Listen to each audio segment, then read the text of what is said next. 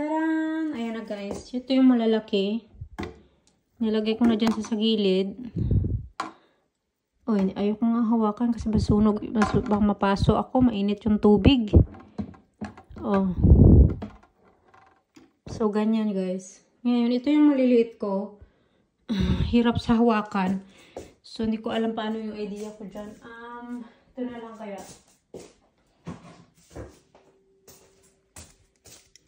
Ito na lang yung parang pang-ano ko. Sipag talaga.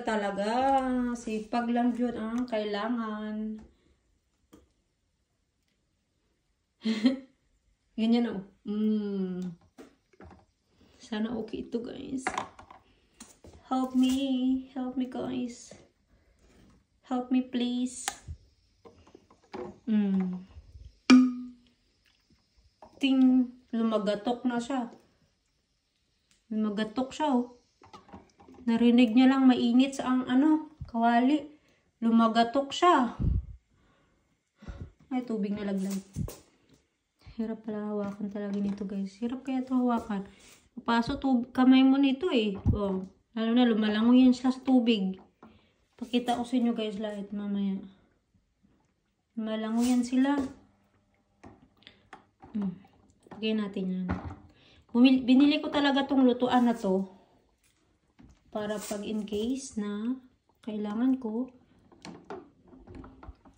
Meron tayo. Panggawa ng ating preservation sa ating gulay. Ayan.